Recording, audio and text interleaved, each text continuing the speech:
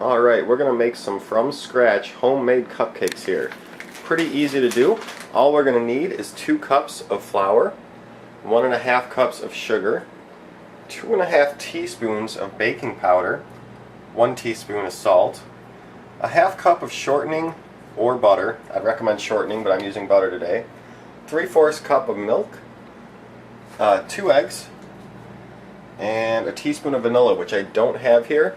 Definitely recommend you add in that teaspoon of vanilla, but I have none at home right now, so I'm going to be skipping that ingredient. You could also add about a teaspoon of almond extract if you want kind of an almond taste. Many different things you can add. So definitely add in that vanilla. Let's go ahead here and get things started to mix up and show you what we do next. Alright, our next step here is to get all the ingredients mixed up. And I've warmed up my butter so it's easier to mix in. And I'm going to go ahead and do a half recipe, a half of everything I said to make a smaller batch. So we'll go ahead, get everything in the bowl, and then mix it up real good with a nice whisk. So let's get to it.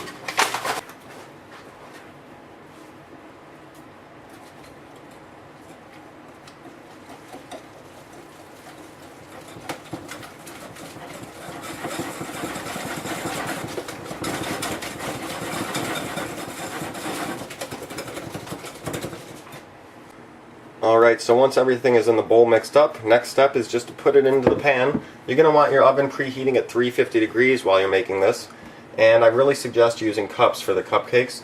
If you don't have them, you could spray your pan. I ran out of cups here, I just have 10. But I made a small batch here, so I might only need 10.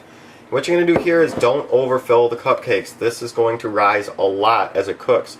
You want to fill each cupcake cup with about half. You do not want to fill it all the way because it's going to grow while it's cooking. So we'll just go ahead, fill all our cups here.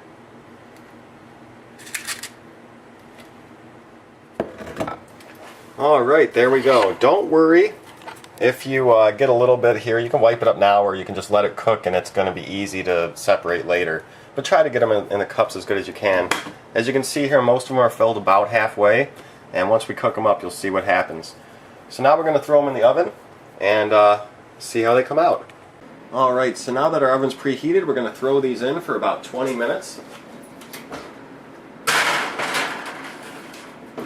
And then come back and check on them. Alright, so it's been 20 minutes. And we're going to check our cupcakes by using a fork or a toothpick. What you're going to want to do is just stick it in one, don't go crazy, and stick it in all of them. And as you see, my fork is clean. That means the cupcakes are done. Had there been pieces of cupcake on the fork, you would cook a little bit longer until there's no more pieces of cupcake sticking to it. So as you can see here, they rise like I told you. A couple are bigger than the others, that's fine. You know, you're not going to get them all perfect unless you measure out the batter perfectly. So you guys can make them how you want if you want to measure and do it perfect. But as you can see, they definitely rose up. If you had filled these to the top, they would have been all over the place. So let's go ahead now and take them out. You want to get them out of this pan quick to stop them cooking, and then we'll show you the next step. Alright, once you're done baking your cupcakes, you want to get them out of the oven and out of the pan pretty quick. Then just let them sit and cool down. Once they're cooled down, you can frost them if you like. So I'll go ahead and show you the finished product here in just a second. And here we have our finished product. I just went ahead and put some frosting on. Just for fun, made an earthling. So you got your cupcakes, pretty quick and easy to do at home. Just throw on some frosting if you like, and they turn out really great.